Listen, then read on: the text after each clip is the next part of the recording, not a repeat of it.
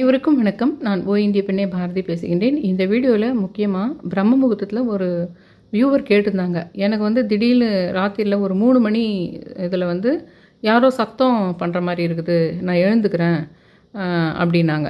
சில சமயத்தில் தானாகவே விழிப்பு வருது அப்படின்னு.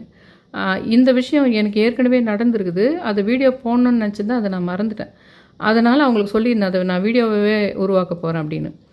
நிறைய முறை நான் உங்களுக்கு சொல்லியிருக்கேன். இந்த ஒரு விஷயத்துக்கும் இந்த சித்தர்களுக்கெல்லாம் கடவுளே காட்சி கொடுத்தாங்க அப்படின்ற ஒரு விஷயம் இருக்குது பார்த்தீங்களா, அது ஒரு விதமான சிங்க் இருக்குது இதுக்கு உள்ள. அதனால் விஞ்ஞானம், பிரபஞ்சம், கடவுளை சித்தர்கள் பார்த்த மாதிரி நினைக்கிறது. ஆனால் சும்மா அவங்க நினச்சிக்கல, அதனால் அவங்களுக்குள்ள ஒரு பெரிய சக்தி உண்டாகுது. கடவுள் மறுப்பாளர்களாக இருந்து ஒரு சயின்டிஸ்டாக இருக்கிறவங்களுக்கு கூட அவங்களுக்குள்ள ஒரு எக்ஸ்ட்ரீம் ஸ்டேஜ் உண்டாகுது. சின்ன வயசுலேருந்து வந்த ஒரு பாதிப்பு காரணமாகவோ இல்லை ஏதோ ஒரு காரணத்தால் ஒரு அதீத சக்தி இருக்குது ஒவ்வொரு மனுஷனுக்கு உடம்புலையுமே. அப்போ அவங்களுக்கு அந்த எக்ஸ்ட்ரீம் ஒரு மன பிறழ்வு சொல்லப்போனால் வர்ற சமயத்தில், இல்லை தான் செஞ்ச ஒரு குற்றத்தின் காரணமாக அது ரொம்ப அதை தப்பு உணர்ந்து தனக்கு உள்ளேருந்தே ஒரு கடவுள் எழுந்து அவங்களுக்கு உள்ளே இருக்கிற ஒரு சக்தியை வெளியே கொண்டு வரும். அது உலகத்துக்கே பயன்படுற ஒரு நாலேஜாகவும் இருக்கலாம், எதுவாகவும் இருக்கலாம். சில சமயம் அப்போ என்ன கடவுள் நம்ம வணங்கிட்டு இருக்கிறோமோ அந்த கடவுள் அப்படியே நேரில் நின்ன மாதிரியே இருக்கும், பக்கத்தில் அப்படியே நின்ன மாதிரியே இருக்கும், உண்மையிலேயே நின்ன மாதிரி இருக்கும். அதோடு நின்று போதா வெறும் காட்சி மட்டும் கொடுத்ததானா இல்லை, அது ஒரு தனி சக்திகள் அதிலேருந்து அவங்க உடம்புலேயே பிறகுது.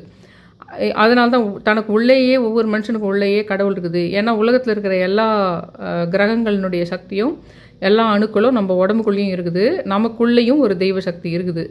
அப்படின்ற மாதிரி நம்ம இந்த விஷயத்தெல்லாம் பார்த்துட்டு இதில் உங்களுக்கு என்ன பெனிஃபிட் அப்படின்னு பார்த்தா, இது என்னுடைய தனிப்பட்ட அனுபவமாக நான் கண்டுபிடிச்சது. நான் சுகபிரம்மருடைய இது பார்த்துட்டு மகாபாரதம் பார்க்குறேன். கரெக்டாக மகாபாரதம் நான் அதை எபிசோட் பார்க்கும்போது மட்டும் 3:33 பார்க்குற மாதிரி ஆகும். சுகபிரம்மரை ரொம்ப தொடர்ந்து 11 நாள் வணங்கிட்டு இருந்தேன். வியாசருடைய மகன் தானே அவர், மகாபாரதம் எழுதினவர் வியாசர் தானுங்களே. அதனால் அந்த சுகபிரம்மரை நான் வணங்கிட்டு இருந்த 11 நாளில், போன முறை ஒரு செட்டு 11 நாள் போனேன் இல்லைங்களா, அப்போது கரெக்டாக 3:33 ஈவினிங் சமயத்துலேயும் நான் பார்த்துருவேன் என்னை அறியாமல். அதே மாதிரி 3 நம்பர்களை மகாபாரதத்து சம்பந்தமான ஒரு கனெக்ஷன் எனக்கு வரும், இல்லைன்னா ராமாயணம் சம்மந்தமாக ஒரு கனெக்ஷன் வரும். உடனே 3:33ன்ற டைமோ இல்லை 3 பக்கத்தில் என்னை பார்க்குற மாதிரி ஆகிடும். இந்த மாதிரி பல முறை நடந்துருச்சு. அப்போவே நான் நினச்சிங்கன்னா சுகபிரம்மருக்கும் இந்த 333க்கும் ஏதோ சம்மந்தம் இருக்குது அப்படின்னு நான் அதை கால்குலேட் பண்ணி வச்சுருந்தேன். அதே மாதிரி இன்னொரு பிரம்ம முகூர்த்தத்துலேயே இன்னொரு விஷயமும் நான் கண்டுபிடிச்சேன். சிறுவாபுரிக்கு நான் கரெக்டாக காலையில் பிரம்ம முகூர்த்தத்தில் நேரத்தில் போயிட்டு வருவேன். நான் எந்த டைம் போனாலும் சரி, நான் 4 மணிக்கு போனாலும் 3 மணிக்கு போனாலும் மெயின் மூலவரை பார்க்குற நேரம் 5:45க்கு மூலவரை பார்க்குற மாதிரி அமையும். நான் 6 வாரம் போய் முடிச்சிட்டு பின்னாடி நான் வீட்டில் ஒவ்வொரு செவ்வாய்க்கிழமையும் நான் அலாரம் வச்சுக்காம எதுவுமே வச்சுக்காம 5:45க்கு நான் எந்த அலாரம் எதுவுமே வச்சுக்காமையே எழுந்துருவேன். இந்த விஷயத்தெல்லாம் பேசி முடிச்சுட்டு 3:33க்கு முன்னாடி எழுந்து அந்த டைமில் கரெக்டாக நீங்கள் யாரெல்லாம் என்ன மாதிரி வேண்டுதல் வைக்கிறதுக்கு சுகபிரம்மரை கும்பிடலாம். 5:40க்கு எந்த மாதிரி வேண்டுதல் வேணுன்றவங்களுக்கெல்லாம் 5:45க்கு குளிக்கிறது அதெல்லாம் வேணாம், சும்மா தலைமையில தண்ணி மட்டும் தொளிச்சிக்கோங்க போதும். 5:45க்கு கிழக்கு நோக்கியோ வடக்கு நோக்கியோ உட்காந்து முதல்ல இந்த விஷயத்துக்குள்ளே போயிடலாம். இந்த நிறைய பேருக்கு அப்படி இருக்கும் இல்லைங்களா, கரெக்டாக பிரம்ம முகூர்த்தத்தில் விழிப்பு வந்துடுது, தொடர்ந்து அலாரம் வச்சு எழுந்திருப்பீங்க. ஆனால் அதுக்கப்புறம் நீங்கள் அலாரம் வச்சுக்காமே பிரம்ம முகூர்த்தத்தில் எழுந்து உங்களுக்கு தியானம் பண்ணுற பழக்கம் வந்துட்டுருக்கும். இல்லைன்னா ஏதோ ஒரு சத்தம் கேட்டு எழுந்துக்கிற மாதிரி ஒரு சுச்சுவேஷன் போகிற மாதிரியோ இல்லை தானாக எழுந்துக்கினீங்கன்னாவே பிரபஞ்சம் உங்கள் கூட சிங்கில் இருக்குதுன்னு அர்த்தம். இது யாருக்கெல்லாம் இது நடக்குதோ நீங்கள் பிரபஞ்சத்தை நெருங்கிட்டீங்கன்னு அர்த்தம் சொல்லலாம். உங்களுக்குள்ள ஒரு அற்புதம் நடக்க போகுதுன்னு கூட சொல்லலாம். தினமுமே அதிகாலையில் 4 மணிக்கு ஏதோ ஒரு சத்தம் கேட்டு நீங்கள் எழுந்திருக்கிறவங்க, நீங்கள் தூக்கம் வருது ஆனால் திரும்பவும் ஏதோ உங்களை எழுப்புது, இது கனவா இல்லை மனப்பிரமையா, இல்லை இது உங்கள் உடலுக்கும் உங்கள் மனதுக்கும் இந்த பிரபஞ்சமும் ஒரே நேரத்தில் உங்களை அழைக்கும் தருணம். இன்று நான் இதற்கு ஒரு விஞ்ஞானம் என்ன சொல்லுது, ஆன்மீகம் என்ன சொல்லுது, ரெண்டுக்கும் எப்படி ஒரே இடத்துல சந்திக்குதுன்றதை தான் நம்ம பார்க்க போகிறோம். பிரம்ம முகூர்த்தம் என்பது சூரிய உதயத்திலிருந்து சுமார் 1.5 அதிகாலை 4 முதல் 5:30 மணி வரையிலான காலம். பிரம்மானா படைப்பினுடைய சக்தி. இந்த நேரம் படைப்பு சக்தி மிக அதிகமாக இருக்கும். என்பது நம் முன்னோர்கள் கண்டறிந்த உண்மைன்னு சொல்லலாம். ஆஷ்டாங்க ஹிருதயம் என்ற ஆயுர்வேத நூல் பிரம்ம முகூர்த்தே உத்திஷ்ட, இந்த நேரத்தில் எழுவாயாக அப்படின்னு கட்டளை இடுது. அறிவியல் விளக்கமாக இது என்ன சொல்லணும்னா, இதுக்கு ரெம் அப்படின்னும் செக்காடியன் ரிதம், ரெம் அண்ட் செக்காடியன் ரிதம் அப்படின்ற வார்த்தை இருக்குது. ரெம்ன்றது என்னதுன்னா தூக்க நிலை. அதிகாலை 3 மணி முதல் 5 மணி வரைக்கும் நேரம் வந்து நம்ம ஆழமற்ற ஆனால் ஒரு தூக்கத்தில், அந்த ரெம் ஸ்லீப் ஆழமான தூக்கம் கிடையாது, ஆனாலும் அந்த தூக்கத்தில் இருப்போம் நம்ம. அது ஒரு ரெம் ஸ்லீப்னு சொல்லலாம். அந்த டைம் 3 மணிலேருந்து 5 மணி வரைக்கும். இந்த நிலையில் நம் மூளை மற்றும் காதுகளில் கேட்கின்ற திறன் ரொம்ப கூர்மையாக இருக்கும். இதனால் வெளியில் கேட்கின்ற மிகச்சிறிய சத்தம் கூட, பறவைகளினுடைய ஒலி, காற்றின் வேகம், தூரத்து வாகன ஒலி, இதெல்லாம் உங்களுக்கு சட்டுன்னு உங்களை எழுப்பிடும். அதே மாதிரி உயிரியல் கடிகாரம் தினமுமே இந்த நேரத்தில் விழிப்பதற்கு பழகிடும். உங்கள் உடம்புலையே ஒரு கடிகாரம் இருக்குது எல்லாருக்கும். அது டெய்லி நீங்கள் எழுந்து பழக்கப்பட்டீங்கன்னா அந்த அலாரமே இல்லாமல் கூட எழுந்துக்கும். அது எல்லாம் அந்த நேரத்தில் மூளை தானாகவே விழிப்பு நிலைக்கு வர முயற்சிக்கும் போது அதை நியாயப்படுத்துறதுக்கு ஏதோ ஒரு சத்தம் கேட்டது போல ஒரு உணர்வை அந்த ஆடிட்டரி ட்ரிகரை அந்த மூளையே ஏற்படுத்துது. அந்த இடத்துல தான் நான் சொல்கிறது, இந்த சித்தர்களுக்கு கூட அந்த ஆடிட்டரி ட்ரிகர்ன்ற விஷயத்தை தான் மூளை வந்து உனக்கு அந்த காட்சிப்படுத்துகிற வேலையை இன்னொரு ஆள் உள்ளே உட்காந்துக்கின்னு உனக்கு பண்ணுற வேலையை பண்ணுது. உன்னுடைய மூளையினுடைய எக்ஸ்ட்ரீம் தன்மை, ஒரு தப்பு செஞ்சிட்டாலும் அதை உணர்ந்து ரொம்ப கஷ்டப்படுற, இதை நம்ம செஞ்சே இருக்கக்கூடாதுன்னு நினைக்கிற, அப்போ உன்னுடைய மூளை அதை தாங்க முடியாத நிலையை அடையுது. அப்போ மூளை என்ன பண்ணுது, ஆடிட்டரி ட்ரிகர் பண்ணி உனக்கு மூளையை சரி செஞ்சு உன்னை கடவுளையே உன் எதிர்க்க எடுத்துன்னு வந்து நிறுத்தி உன்னை அந்த விஷயத்துலேருந்து மீள வைக்குதுன்னு சொல்லப்போனால். அதே மாதிரி அது சித்தர்களுக்கும் நடக்கும், சாமானியனுக்கும் நடக்கும், ஒரு விஞ்ஞானிக்கும் நடக்குதுன்னு வச்சுக்கோங்க. ஓசோன் அண்ட் எண்டோர்பின்ஸில் என்னதுன்னா, ப்ரீடான் அப்படின்ற ஒரு காற்றினுடைய ஓசோன் அளவு அதிகமாக இருக்கும். இந்த மூளை செல்களை வந்து ஆக்டிவாக வச்சுக்குது. அதனால தான் அந்த சமயன்றது நம்மளுக்கு சிவராத்திரி இதுகள்லாம் இதுதான் மெயின் காரணம். மூளையினுடைய செல்களில் ரொம்ப ஆக்டிவேட் செய்யுது, கான்சன்ட்ரேஷனில் பீக்கில் இருக்கிற மாதிரி ஆகுது. இதனால் இந்த நேரத்தில் எழுந்துக்கிறவங்களுக்கு ஒரு நேச்சுரல் ஹாப்பினஸ் அண்ட் ஒரு கிளாரிட்டி, இது ரெண்டுமே கிடைக்கிற மாதிரி. இந்த மெலட்டோனின் வந்து தூக்கத்துக்கான ஹார்மோன் பேர் தான் மெலட்டோனின். அது குறைஞ்சி இந்த கார்டிசோல்ன்றது வந்து விழிப்பு நிலைக்கான ஹார்மோன். அந்த தூக்கத்துக்கான ஹார்மோன் குறைஞ்சி விழிப்புக்கான ஹார்மோன் அதிகரிக்குது. இந்த கெமிக்கல் ஷிஃப்டில் தான் நம்ம வந்து பிரம்ம முகூர்த்தத்தில் இயற்கையாகவே எழுப்பிடுது. ஆன்மீகத்தில் ரொம்ப ஈடுபாடு நீங்கள் இருக்கிறவங்களா இருந்தாலும் அவ்வளோதான், நீங்கள் ஐஏஎஸ் எக்ஸாம் படிக்கிறவங்களா இருந்தாலும் அவ்வளோதான், சித்தர்கள் ரொம்ப கடவுள் ஞானத்துக்காக டெய்லி சதா அதை நினச்சி நெற்றி போட்டு கடவுள் நினைக்கிறவங்களுக்கும் அதுதான். ஆனால் அவர்களுக்கு தேவையான விஷயத்தை பிரபஞ்சம் அதே ரூபத்தில் அவர்களுக்கு கொண்டு வந்து கொடுத்து விடுகின்றது. உள்ளே இருக்கின்ற மூளையே அதுக்கான காட்சியை ஏற்படுத்துதுன்னு சொல்லலாம். ஆன்மீக விளக்கம்னு பார்க்கும்போது இது பிரபஞ்ச ஆற்றல் அப்படின்னு எடுத்துக்கணுமானா, ஆற்றலுக்குன்னு போகும்போது தெய்வீக அழைப்பு அப்படின்னு நம்ம அதுக்கு ஹெட்டிங் வச்சுக்கலாம். ஆன்மீக நம்பிக்கையின்படி பிரம்ம முகூர்த்தத்தில் பிரபஞ்சத்தினுடைய நேர்மறை ஆற்றல் மிக அதிகமாக இருக்கும். ஏதோ ஒரு சத்தம் போல தோன்றி உங்களை எழுப்புது. தியானம் அல்லது ஆன்மீக பயிற்சிகளில் ஈடுபடுவதற்கான ஒரு தெய்வீக அழைப்பாக கருதப்படுகின்றது. அதிர்வெண் மாற்றம் அப்படின்னா, இந்த நேரத்தில் பூமியினுடைய அதிர்வெண் வந்து வைப்ரேஷன் வந்து மிகவும் அமைதியாகவும் தூய்மையாகவும் மாறும். உங்கள் உள்ளுணர்வு இன்ட்யூஷன் விழிப்படையும் போது சாதாரண நேரங்களில் கேட்காத நுட்பமான ஒலிகள் எல்லாமே, பிரபஞ்ச அதிர்வுகள் கூட உங்களுக்கு சத்தம் டக் மாதிரி இலை பறக்கிற மாதிரி அந்த மாதிரி ஓசை கூட உங்களுக்கு கேட்கும். நம்மளுக்கு அறியாமல் பல லட்சக்கணக்கான ஒலிகள் நம்மளுக்கு அறியாமையே அது நடந்துக்கிட்டே இருக்குது. ஆனால் இதில் ரொம்பவே தியானம் பண்ணுறவங்களுக்கும் பிரம்ம முகூர்த்தத்தில் தொடர்ந்து எழுந்துக்கிறவங்களுக்கெல்லாம் அந்த மெல்லிய சத்தங்கள் கூட தெரியும். அதுலேயே சில பேருக்கு நம்மளுக்கு அறியாமல் உலகத்தில் கண்ணுக்கு தெரியாத விஷயங்கள்லாம் நம்மளை சுற்றி நடக்கும் பார்த்திங்களா, அதெல்லாம் உணரக்கூட முடியும், காதாலையும் கேட்க முடியும். சில சமயத்தில் அது ஒரு மாதிரி ஒரு உணர்வாக கூட அதை புரிஞ்சுக்கிற அளவுக்கு அந்த சக்தியினுடைய எல்லை போதுன்னு சொல்லிட்டு சொல்லலாம். அந்த ரொம்ப ஷார்ப்பாக நம்ம மனசும் அந்த பிரபஞ்சமும் இணைஞ்சிடும்னு சொல்லலாம். மனக்காரகன்ற அழைக்கப்படுகின்ற அந்த சந்திரன் தான் நம்ம மனசுங்க. நம்ம கஷ்டப்படுறதுக்கு, நம்ம சந்தோஷப்படுறதுக்கு எல்லாத்துக்குமே அந்த சந்திரன் தான் காரணமாக இருக்குது. அந்த சந்திரன் வந்து இந்த நேரத்தில் ஒரு குறிப்பிட்ட நிலையில் இருக்குது. வேதிக் ஆஸ்ட்ராலஜி படி சொல்லப்படுது. இது உருவாக்க சக்தியுடன் ஜாயின் ஆகுது. சந்திரன் தான், ஆனாலும் அது ஒரு உருவாக்க சக்தி கூடவே ஜாயின் ஆகுது. இந்த ஒரு நம்ம மனசு கூட அது தெரிவிக்கணும். அது பக்கத்தில் இருக்கிற ஒரு ஒலி சத்தத்தை நம்ம மனசு கூட அது ஜாயின் பண்ண வைக்கணும். இந்த இடத்துல சந்திரன் வேலை செய்யுது.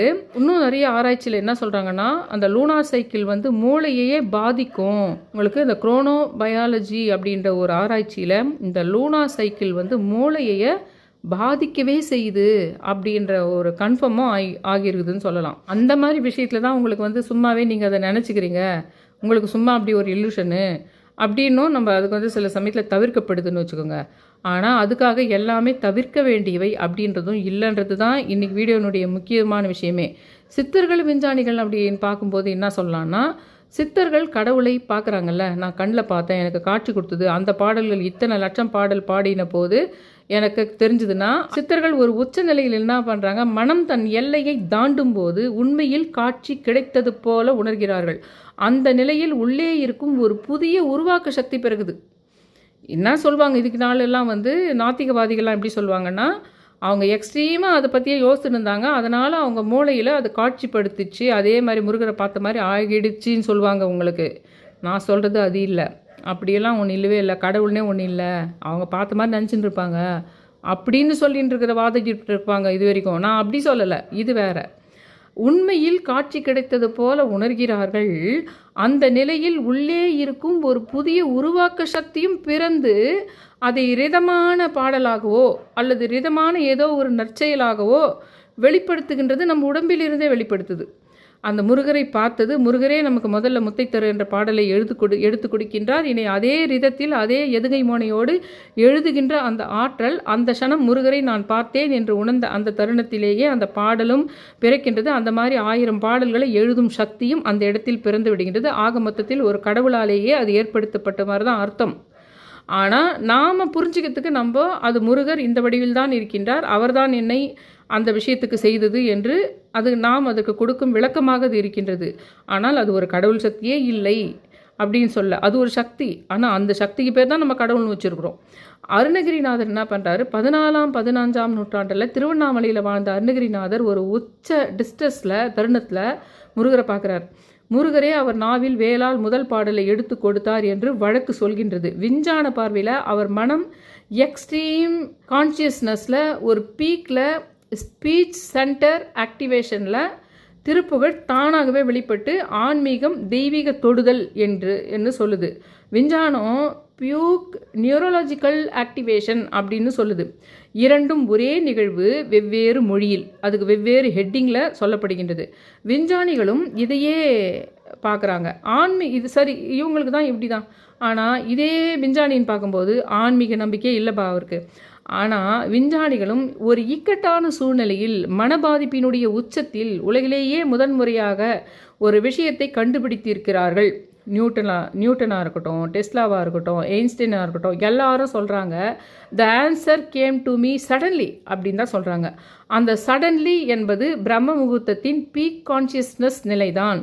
கடவுளும் விஞ்ஞானமும் பிரபஞ்சத்தில் உள்ளது, நமக்கு உள்ளும் இருக்கின்றது. அந்த விஞ்ஞானமும் சரி, அந்த கடவுளும் சரி, நமக்கு உள்ளேயும் அது இருக்குது. அதையே நம்ம அதிலேயே ஈடுபாடோடு இருக்கும்போது அது நிகழ்ந்து விடுகின்றது. இரண்டும் சந்திக்கின்ற புள்ளி என்னன்னா, இது ஒரு வித்தியாசமான பிரபஞ்ச நேரம். மனிதன் தன் அகத்திலும் புறத்திலும் ஒரே நேரத்தில் பீக்கில் இருக்கும் தருணம். விஞ்ஞானம் இதை பயாலஜிக்கல் ஆப்டிமல் விண்டோ அப்படின்னு சொல்லுது. ஆன்மீகம் இதை தெய்வீக அழைப்பு அப்படின்னு சொல்லுது. உண்மையில் இரண்டும் வேறல்ல, இரண்டும் நம்மை ஒரே இடத்தில் அழைக்கின்றன, நம்முள்ளே. தினமுமே பிரம்ம முகூர்த்தத்தில் எழுவதுன்றது ஒரு பழக்கம் அல்ல. அது நம் உடல், மனம், ஆத்மா மூன்றும் ஒரே நேரத்தில் ஒன்றாகும் தருணத்தை தான் அது பயன்படுத்தி கொள்கின்றது. அந்த பிரபஞ்சம் உங்களை அந்த உடலுக்குள்ளேயே புகுந்து விடுகின்றது. நான் சொன்னேன் இல்லைங்களா, இவர் சுகபிரம்மருக்கு ஏதோ ஒரு காரணம், அந்த 333 ஒரு இது இருக்குது. மெயினாக நான் மகாபாரதம் எபிசோடு பார்க்கும்போதெல்லாம் அந்த 3:33 மணின்றதை ஈவினிங்கில் பார்த்தேன். அதே மாதிரி விடிய காலையில் கரெக்ட் சுகபிரமரை வணங்கியிருந்த சமயத்தில் அலாரங்களாம் எதுவுமே இல்லாத 3:33 மணிக்கு டக்குன்னு எழுந்துக்கிட்டேன். அந்த சிறுவாபுரி விஷயத்துக்கும் 5:45 நடந்தது. அதனால் இப்போ இந்த விஷயத்து கூட இன்னொரு விஷயமும் உங்களுக்கு நான் சொல்கிறேன். யாருக்கெல்லாம் வந்து இந்த சுகபிரம்மர்னாவே பணம்னு சொன்னோம் பார்த்தீங்களா, அவர் தான் குபேரனுக்கு தன்னுடைய ஞானத்தையும் தன்னுடைய அறிவையும் பிணையாக ப்ளட்ஜ் பண்ணுற மாதிரி வச்சு அவர் வந்து திருப்பதி பெருமாளுக்கு கடன் கொடுக்க சொன்னார். உங்கள் வீட்டில் ஒரு சின்ன இதில் வந்து பணப்பெட்டியில் டாக்குமெண்ட்ஸுங்களெல்லாம் கிளி பொம்மை வச்சுக்கோங்க, கிளி படம் வச்சுக்கோங்க, பர்ஸில் வச்சுக்கோங்க, குபேர விளக்கு வாங்கி வச்சு ஏற்றுங்க. 11 நாள் பக்கத்தில் இருக்கிற பிள்ளையார்கிட்ட போயிட்டு வேதாத்மகாய வித்மிகை வியாசபுத்திராய திமிகை தன்னோ சுகப்பிரசோதயாத்துன்றது அது டெய்லி அந்த 11 நாள் போகிறது. ஏன்னா 333 அது கூட்டினாலும் 9 வருது இல்லைங்களா. அதனால் நீங்கள் என்ன பண்ணலான்னா அந்த கரெக்டாக அலாரம் 3:30க்கு வச்சுக்கிட்டு தலை மேலே தண்ணி தொளிச்சிக்கிட்டு அங்கே பூஜை ரூமாண்ட போயிட்டு படுக்கையிலே அப்படியே உட்காந்துருக்காது. பூஜை ரூமில் போயிட்டு கிழக்கு நோக்கியோ இது பண்ணி இன்னும் சொல்ல போனால் ஜன்னலை திறந்து அந்த பிரம்ம முகூர்த்த அந்த காற்று அந்த சில்னஸ் காற்று வெளியில் இந்த பறவைகள் சத்தம் அதுங்கெல்லாம் கொஞ்சம் ஜன்னலை திறந்துட்டு 9 முறை ஓம் சுகபிரமாய நமகனோ இல்லை ஓம் வேதாத்மகாய வித்மிகை வியாசபுத்திராய திமிகை தன்னோ சுக பிரசோதியாத்னு அதுக்குள்ளே நீங்கள் ஒரு கிளி பொம்மை எதனா வாங்கி அங்கேயே படம் கூட பூஜை ரூமில் ஒன்று அந்த பணப்பெட்டியில் ஒன்று இதெல்லாம் வச்சுட்டு அந்த 3:33க்கு தொடர்ந்தே 9 நாளோ 11 நாளோ டெய்லி 9 முறை அதை நீங்கள் சொல்லிவிட்டு கரெக்டாக அந்த 3:33க்கு ஸ்டார்ட் பண்ணணும். கையில் கடிகாரம் 3:30க்கு எழுந்துடணும். 3:33க்கு கரெக்டாக கடிகாரத்தில் பார்த்துனே ஸ்டார்ட் பண்ணிடணும். அப்புறம் நீங்கள் அதை சொல்லி முடிக்கும்போது என்ன நேரம் இருந்தது அதெல்லாம் இல்லை. அதை முடிச்சுட்டு வேறு ஒன்றும் பண்ண வேணாம். நீங்கள் குளிக்க வேணாம் கிளிக்க வேணாம் எதுவும் வேணாம். ஆனால் அது சொல்கிறதுக்கு முன்னாடி மட்டும் கொஞ்சம் தலை மேலே தண்ணி மட்டும் தொளிச்சுங்க போதும். மறுபடியும் வந்து படுத்துங்க. இது இவங்களுக்கு பணம் செல்வம் அந்தஸ்து குபேரன் திருப்பதி பெருமாள்னா என்ன மாதிரி உங்களுக்கு யாரெல்லாம் கும்பிடுவீங்க? பணத்துக்காக வேணுன்றவங்க கடன் தீரணுன்றவங்க தான் ரொம்ப கும்பிடுவீங்க. அவங்களுக்கு அது இது சொல்லியிருந்தேன் பாருங்கள் சிறுவாபுரி விஷயத்துக்கு. அந்த வீடியோ போய் பாருங்கள் தெரியும். நான் போய் சிறுவாபுரிக்கு 6 வாரம் போனப்போ கூட நான் வந்து வீடு போகணுன்னு கேட்கல. ஆனால் நான் எனக்கு இருக்கிற வீடுங்களெல்லாம் நான் வீடாகவே நினைக்கல. எனக்கு இருக்கிற சொந்த வீடு சென்னையில் இருக்கிற சொந்த வீடோ இல்லை எங்கள் அம்மா வீட்டில் இப்போ புதுசாக கட்டின வீடு எனக்கு என் பேரில் எழுதுறேன்றாங்க, அதையும் வேணாம் சொன்னேன். எனக்கு வளர்த்தவங்க எனக்கு வீடெல்லாம் எழுதி வச்சாங்க, அப்போது நான் அதையும் வேணாம்னு சொன்னேன். அது அப்படியெல்லாம் வேணான்னு சொன்னதுக்கு நான் போய் கேட்டிருக்கலாம் இல்லையா சிறுவாபுரி முருகர்கிட்ட, எனக்கு ஒரு சொந்தமாக நான் நினைக்கிற மாதிரி எனக்கு வீடு வாங்கி கொடுங்கன்னு கேட்டிருக்கலாம் இல்லைங்களா. நான் அது கேட்கல. ஏன்னா வேறு சில சுய கௌரவ விஷயங்கள் தன்மான விஷயங்கள் எல்லாம் நிறைய இருக்குது. நிறைய பேர் வாழ்க்கையில் என்னை வந்து அவமானப்படுத்தின விஷயங்கள், என்னை வந்து அவங்க பாதிக்கே நான் போகல, அவங்கள எதுவுமே நான் கலரல. ஆனாலும் அவங்க தேவையில்லாமல் என்னை கலரிட்டு இருந்தாங்க வாழ்க்கை ஃபுல்லாக. எதை விட்டு கொடுத்தாலும் சரி, எந்த பணத்தை எந்த சொத்தை எந்த உரிமையான சொத்துக்களை நான் தொடாமல் விட்ட போதிலும் கூட அவங்களுக்கு என் மேலே இருந்த அந்த எதிர்ப்பு வந்து எந்த ஜென்மத்திலையும் குறைஞ்ச மாதிரியே இல்லை, ஜென்மமாக தொடர மாதிரி இருக்குது. நிறைய ஹஸ்பண்ட் அண்ட் ஒய்ஃப்குள்ளே ஒரு ஈகோ இருக்கும் பார்த்தீங்களா.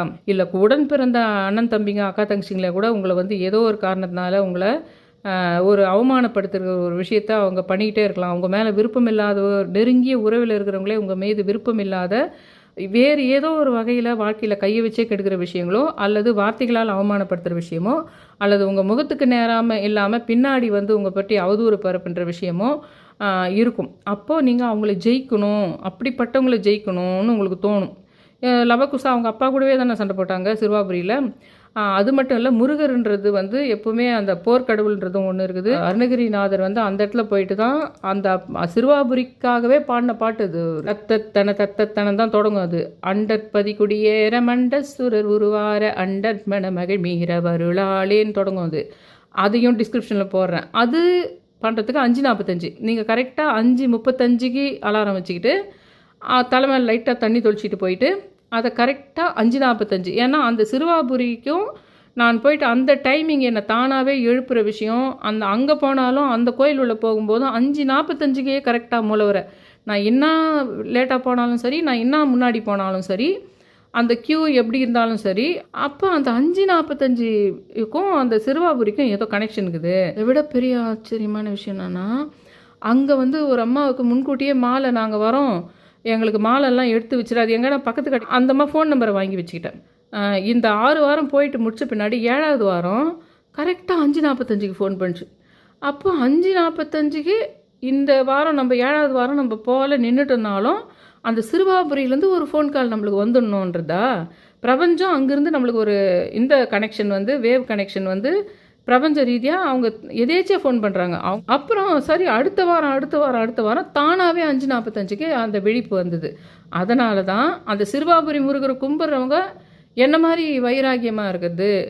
பணம் வேணும் தான், வேலைக்கு போகணும் தான், சம்பாதிக்கணும் தான், கார் வேணும் தான், வீடு வேணும் தான், ஆனால் நான் வச்சுருக்கிறேன் பார்த்தீங்களா சில கொள்கைகள், இந்த மாதிரிலாம் தான் நான் ஜெயிக்கணும், இப்படி தான் நான் ஜெயிக்கணும், இந்த மாதிரி தான் எனக்கு சௌகரியம் வாழ்க்கையில் வேணும், ஆனால் எனக்கு சில விஷயங்களை வெற்றி பெற்றது தான் வேணும், என்னுடைய தன்மானம் சுயகௌரவம் எல்லாத்தையும் நான் தூக்கி பிடிச்சி நிறுத்திக்கிட்டு அது போராடி தான் எனக்கு நிதானமாக தான் கிடைக்குதுன்னா கூட உங்களுக்கு சொன்னால் புரியாது. ஒரு எக்ஸ்ட்ரீம் வார்த்தை கூட விட்டுருவாங்க.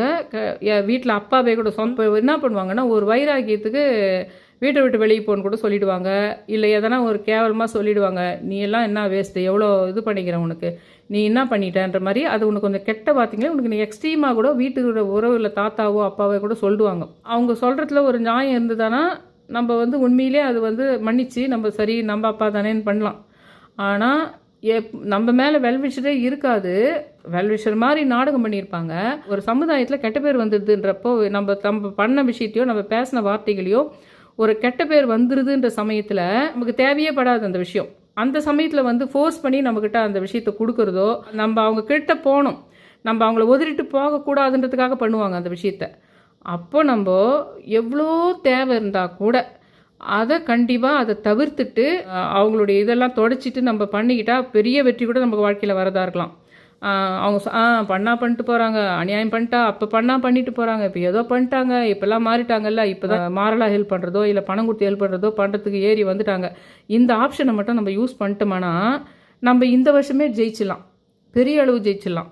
அவங்களுக்கு இப்போதைக்கு ஒரு கெட்ட பேர் வந்துச்சுன்னோ சமுதாயத்தில் ஒரு கெட்டவனாக நம்ம போர்ட்ரே ஆகக்கூடாதுன்றதுக்காக சில ஸ்டெப் எடுப்பாங்க. அப்போ நிறைய பேர் என்ன பண்ணுவாங்கன்னா, இருந்துட்டு போட்டோம், நான் ஏன் என் காலத்தையும் என் நேரத்தையும் வீணாக்கணும், பரவாயில்ல நீ எதனா சொல்லிட்டு போ, எனக்கு கொடுத்துட்டு போ, எனக்கு செய்துட்டு போ, அப்படி தான் நான் உன்னை யூஸ் பண்ணுறேன், நான் காரியவாதி தான் அப்படின்னு இருப்பாங்க. சரிங்களா? அப்படிப்பட்டவங்களுக்கு நான் சொல்கிறேன், இந்த சிறுவாபுரி இது சும்மா இருக்கிறவங்களாம் சிறுவாபுரியை கும்பிடலாம். நான் அந்த பிரம்ம முகூர்த்த நேரத்தை சூஸ் பண்ணி கும்புறதுக்கான எப்படிப்பட்டவர்களுக்கு அந்த சிறுவாபுரியும் அந்த 5:45ன்றதை நான் சொல்கிறேன். அப்பா கூடவே தானே சண்டை போட்டாங்க 11 கோசம், அப்பான்னு தெரியாது, ஆனாலும் அது பிரபஞ்சமாக அந்த அப்பா கூட சண்டை போகிற மாதிரி சுச்சுவேஷன் தானே வந்தது. அது மட்டுமே இல்லை, ராமருக்கும் முருகருக்குமே கூட ஏதோ ஒரு கர்ம தொடர்பு நட்சத்திரம் இருக்குதுன்னு நினைக்கிறேன். அதனால் அந்த வீடியோவும் இதில் லிங்க் தரேன், அது ஃபுல்லாக பார்த்தீங்கன்னா தெரிஞ்சிடும் அது என்ன வைராக்கியம், அது என்ன சுயகருவம்னு. விசிறி போட்டால் கூட நான் பொறுக்கிக்கிட்டு போயிடுறேன், நீ எப்போ விசிறி போட்டாலுமே நான் பொறுக்கிக்கிறேன், நான் ரெடியாக இருக்கிறேன், நீ தூக்கி விசிறி போடு, அந்த நேரம் நான் உன்னை அதை பொறுக்கிக்கிறதுக்கு நான் காத்துட்டுருக்கிறேன். எனக்கு தேவை நீ உன்னுடைய ஆட்டிடியூடெல்லாம் இல்லை, எனக்கு தேவை பணம், அந்த பணம் எனக்கும் தான் சம்மந்தம் இருக்குது, ஆனால் நீ அந்த மாதிரி உந்துதான்னு நினச்சிங்கிற, அதனால் நான் நீ எப்போ கொடுத்தாலும் நான் வாங்கிக்குவேன் அப்படின்னு சொல்கிறது பேர் சுயகௌரவம் கிடையாது, அப்படி சொல்கிறது பேர் தன்மானம் கிடையாது. ஆனால் அன்றைக்கே ஜெயிச்சிட முடியும், உனக்கு ரொம்ப பெரிய ஆளாக கூட வர முடியும், அவங்கள விட பெரிய ஆளாக கூட வர முடியும். அதை கண்டி நம்ம பொறுக்கிக்கிட்டோம்னா அதை பேர் வாங்கிக்கிட்டுன்னு சொல்ல முடியாது, அதை பேர் வாங்கிக்கிட்டுன்னு சொல்ல முடியாது, அதை பொறுக்கிக்கிட்டோம்னா நம்ம அவங்கள விட பெரிய ஆளாக கூட வரத்துக்கு வாய்ப்பு இருக்குது. ஆனால் அதெல்லாம் நான் எனக்கு வேணான்னு சொல்லிவிட்டு வேறு ஒரு கரடு முரடான பாதையை நம்ம சூஸ் பண்ணி போகிறோம். அதில் நமக்கு கிடைக்க போதான்னே தெரியல, அது கிடைக்க போது ரொம்ப கம்மியாக கூட இருக்கலாம். அந்த மாதிரி சமயத்தில் அப்படிப்பட்ட மனநிலை இருக்கிறவங்க தான் அந்த 5:45க்கு பிரம்ம முகூர்த்தத்தில் அந்த சிறுவாபுரி முருகனை நினச்சி தொடர்ந்து 9 வாரமோ செவ்வாய்க்கிழமையோ இல்லை தொடர்ந்து 48 நாளோ பிரம்ம முகூர்த்தத்தில் எழுந்து அந்த அண்டர்பதி குடியேறன்ற பாட்டை பாடிட்டு சிறுவாபுரி முருகனை நினச்சி வைராகியத்தோடு வெற்றி பெறணும். எனக்கும் நல்லாவே செல்வம், பொருள், நான் கேட்ட விஷயங்கள், வெற்றி, கல்வி சம்பந்தமான, டெக்னிக்கல் சம்பந்தமான, வீடு நிலம், அந்த மாதிரி விஷயங்கள் எல்லாத்துலேயுமே நீங்கள் கொடு முருகா, உன்னையே குபேரனா நினச்சி எனக்கு கும்பிட்றேன், உன்னையே பெருமாளை நினச்சி கூட நான் கும்பிட்றேன், நான் கொஞ்சம் வைராக்கியமான ஆள், நான் கொஞ்சம் சுயகௌரவமான ஆள், எனக்கு அதெல்லாம் ஏற்படுத்தி குடுமுருகா, அதனால தான் நான் உங்கள்கிட்ட கேட்குறேன் அப்படின்னு அவர்கிட்ட உன்னுடைய, ஏன்னா அவர் செவ்வாய் கடவுள், போர்க்கடவுள், அந்த ரத்தத்தில் அவருக்கு அந்த பயங்கர ஆக்ரோஷம் இருக்குது. அவரை அந்த 5:45 விஷயம் நானாக கண்டுபிடிச்சது, அவருக்கும் அந்த 5:45க்கும் சம்மந்தங்குதுன்னு. தயவு செஞ்சு வீடியோ கடைசி வரைக்கும் பார்த்துருப்பீங்களான்னு எனக்கு தெரியல. நீங்கள் என்ன அந்த பிரம்ம முகூர்த்த சம்மந்தமாக உங்கள் வாழ்க்கையில் நடந்த விஷயங்க, எந்த டைம் கரெக்டாக 3:33, சில பேர் பர்டிகுலர் டைம் எழுந்துக்கிற மாதிரி வரும், இல்லை பர்டிகுலராக யாரோ எழுப்பி சத்தம் கேட்டு எழுந்துக்கிற மாதிரி வரும். உங்களுடைய அந்த பிரம்ம முகூர்த்தத்து சம்மந்தமான விஷயங்களை என் கூட கமெண்ட்டில் நீங்கள் பகிர்ந்துக்கணும் எல்லாருமே அப்படின்னு ரொம்ப கேட்டுக்கிறேன். நான் சொன்ன விஷயம் உங்களுக்கு என்னென்னு புரிஞ்சுதா, இல்லை நான் சொல்கிற இந்த சுய கௌரவம் தன்மான விஷயங்கள்லாம் நீங்களும் உங்கள் வாழ்க்கையில் ஃபீல் பண்ணியிருக்கிறீங்களா, அந்த மாதிரி விஷயத்தெல்லாம் கமெண்ட்டில் போடுங்க. 3 வரிக்கு மிகாமல் கேட்டுக்கிறேன். இதில் டீப்பான இந்த மாதிரி ரகசியமான விஷயங்கள், வித்தியாசமான கடவுள்களை வேண்டுதல் முறைகளை ரகசியங்களெல்லாம் வெளிச்சம்ன்ற மெம்பர்ஷிப்லேயும், உணர்வில் வந்து நான் போடுற பெரிய பெரிய ஒரு வாரத்துக்கான வீடியோலாம் 3 நாள் முன்னாடியே காமிச்சிரும். அதுதான் உணர்வுக்கான மெம்பர்ஷிப்னு சொல்லிட்டு சொல்லிக்கிறேன். தயவு செஞ்சு ஹைப் கொடுங்க, பெல் பட்டனை ப்ரெஸ் பண்ணுங்கள், சப்ஸ்கிரைப் பண்ணுங்கள். ரொம்ப ரிக்வெஸ்ட் பண்ணி கேட்டுக்கிறேன். தேங்க்யூ.